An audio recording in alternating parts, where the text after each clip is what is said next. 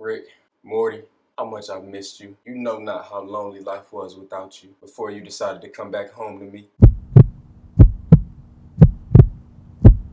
Alright, so we back at it. We back to Rick not being shit, and we back to Morty still putting up with it. Though, I will say, last season, he did develop some sort of a backbone. When do you? I haven't been to a full week of school in years. I don't know shit. The boy really bossed up in that Vata Acid episode. The f is wrong with you? Just admit it was a shitty idea. Having a grandson? A vat of fake acid? Are you dying of dementia? How are you talking to me like this? When did you get so cocky? Tonight! Tonight, Rick! And I kind of fell in love with it. This one starts out hot, and it's only the first episode. Starting off, we think we're gonna get to see a vulnerable side of Rick, which we don't get to see that often. Now, this might be a little extreme, especially for the first episode, but it looks as though he's gonna die, then it goes away as quick as it came. The titular pair look like they're in a situation that they most likely won't get out of, so Morty decides to call Jessica. Jessica is one nasty little girl. On the way down to his death, Morty and Jessica make a date, gives him another reason to live, so he decides to pull it out.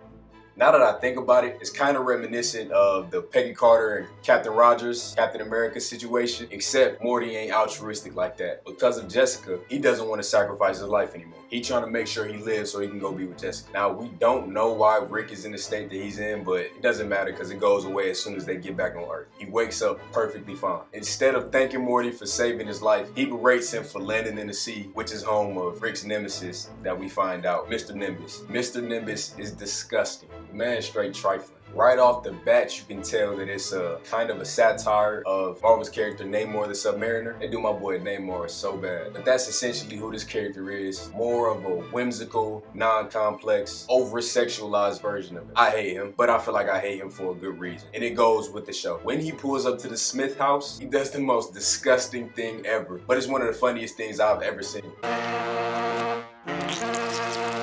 Whoever thought of that needs to be put under a penitentiary. But around this point, this is where the story splits. You got the Mr. Nimbus story with Rick over here. You got the Morty and Jessica story. And you got the Beth and Jerry story. They all go their separate ways, but the beautiful part about it is they're all intertwined with each other. So one can't exist without the other. One story can't move on without the other story also progressing at the same time. Mr. Nimbus and Rick, they got to renegotiate the terms of the peace treaty that Rick did not abide by. So he invites him over to the house and halfway rolls out the red carpet for him. It's nice to see the way that he cuts corners. There's certain details that they put in there you don't usually see in a cartoon. That's usually saved for live action because it can be a little bit more exaggerated and easier for the audience to catch on to or find. Rick sends some cheap wine through a portal where on the other side, time moves differently, and that gets the ball rolling into Morty's story with Jessica. She being trifling and she wants some wine. So Morty decides to go get it for her. Before we go any deeper, I would like to say I love and appreciate the schism of the rift that's coming between Rick and Morty, and it's continuing to grow every season. At first, I don't believe that they could do this, but now I feel like both characters can hold their own in their separate storylines, even though they still need to be intertwined with each other. I don't feel like they need to be in the same room at all times to make the story interesting anymore. They've grown into that. It also gives us more to watch other than having to watch the infantile squabbling of Beth and Jerry, because there comes a point where it does get old. Now, in this episode and in this season, maybe they won't be squabbling because it seemed like they're starting to come together in some sort of way. Not saying I don't enjoy them, I just don't want it to get old. We're gonna dive back into it. Morty goes back to the portal to get the wine for Mr. Nimbus and one for Jessica. From his and our point of view, he only put it in there maybe 3 minutes ago. But on the other side of the portal, it's been there for decades. Dinner's ready. Be right there, Sugarhoof. Just helping this young man through a portal with that crate full of alcohol that's been here for decades. The little details. It's been on the other side for so long that it started to mix in with the grass and the terrain, so once he goes there, himself, he cannot pull it up off the ground. In comes the dog character that lives on that other side. He comes to give him a hand. For me, this part was unpredictable and clever at the same time. With this show, you can expect every little thing to lead into something 9 times out of 10. So when he came to help, I was expecting an ulterior motive or some funny sight gag to come with it, but I was wrong. He was just helping out, which I actually like because I did expect something more to come out of it, but I did not foresee what was coming. Before he stepped through the portal, he left behind a pregnant wife. He was on the other side of the portal for no more than 30 seconds. He comes back.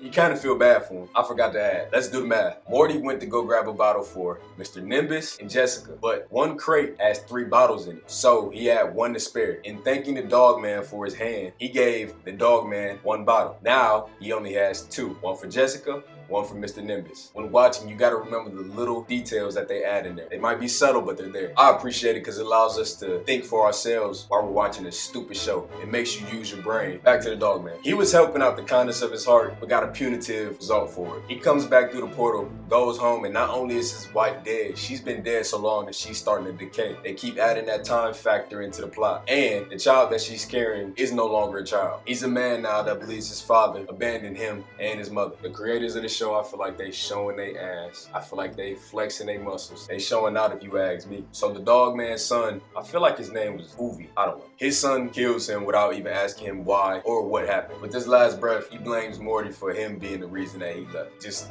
out of nowhere. Up until that point, you kind of felt bad for him, but you didn't have to blame Morty. Morty gets blamed for everything. It's gonna break him one day. You can already see it, actually. On the other side of the portal, he gives a bottle to Mr. Nimbus, and he's going to take one to Jessica. Before he can leave out the room, Mr. Nimbus takes a swig, tosses the bottle. If I was Morty, I would have just kept walking. I came and did my job, now it's up to you. But he hasn't developed that ability to stand up for himself all the time. Nimbus wants another, Morty forks it over. The worst part about it is, Nimbus took another swig, threw the bottle again, but this time he didn't even drink the whole thing. That kind of made me mad. He ain't even drink the whole thing. I hate him so much. He's very much annoying. But the reason why I like him and I think the rest of us like him is because he annoys Rick. It doesn't seem like him and Rick are on the same level intellectually or when it comes to headspace. So it's kind of intriguing to figure out how the relationship became to be. So instead of Morty going back empty-handed, he goes back through the portal. It doesn't get old to me, but if I explain it to you, it's going to get kind of repetitive. So I'm going to skip over a couple visits back and forth through the portal. Certain circumstances, or what I call fails, call for him to go back and forth through the portal each time. With each visit, he's lapsing over time, which I can only assume is decades or maybe even centuries. They built their whole society and their lives off the backs of the belief that Morty is a devil boy that comes back just to wreak havoc. He will always come back. So they prepare for each visit. It's really a prophecy. So they waste their lives sitting around waiting for him to come back. As society grows, you got the wave of young folks who don't understand or don't ask why things are the way that they are. Old heads just tell you that's just how it's been, that's how it's gonna be, that's what we do, what can you do about it? They weren't alive back then, so they run around to see what made things the way that they are.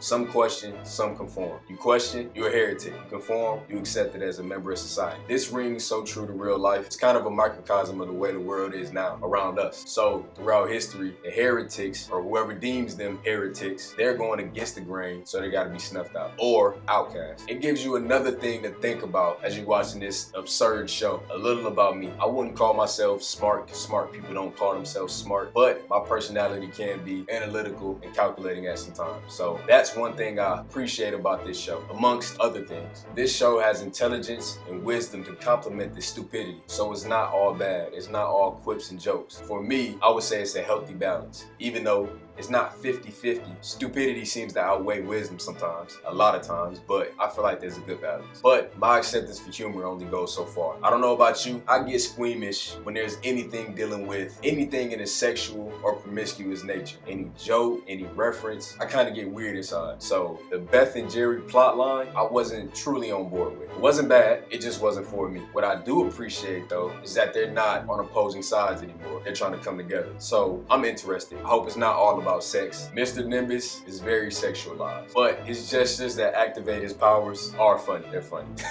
They're hilarious. The joke related to the Caucasians' call for help for the police, it was unsolicited and gratuitous, but Mr. Nimbus came around and he mitigated the effects of that joke. I just brushed right over it because, hey, what am I gonna do? Just gotta move on from it. For a while, Morty seemed like he had his whole mission under control, but he ends up being way in over his head. The society he's going up against, they're advancing in every way, but they're not living their lives. They're living their lives to stop him, which is the wrong reason to live.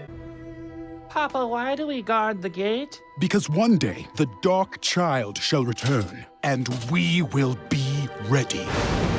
Morty botching the whole mission. Morty's situation just keep going downhill. Jessica end up getting abducted. Morty goes and save her, but he can't save both of them at the same time, so he needs Rick. Very conveniently, Rick, he seemed like he about done with Mr. Nimbus and trying to put on this charade for him, so we find a little backstory and a little history on their relationship, which actually I enjoyed, but it wasn't visual. It was only spoken. So hopefully there's another storyline that we can go down. Maybe next season, hopefully not too soon, but they've been at this for a minute, and Rick, a while ago, seems like he outgrew Nimbus. And like I said in the beginning, it seemed like they weren't weren't in the same league. It goes a little deeper than that, and I appreciate the sentiment. Them trying to get a little bit deeper and a little bit more emotion. I appreciate it. But we off that. Rick jumped through the portal to save Morty, and in Rick fashion, we feel like he can handle everything. With one push of a button, one blink of an eye, he can make this all go away. He jumps through and he tries that, but it backfires so quick.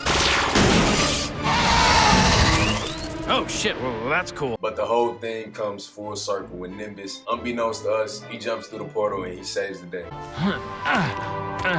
This episode was a great starting point for me. I fell in love with this episode and I watched it a few times. Not for the purposes of this video, but for my own entertainment. I would give a letter grade, but I plan on doing that at the end of the season and give a letter grade that's encompassing holistically the whole season. Forget it. I like this episode so much, I'm gonna give it a B+.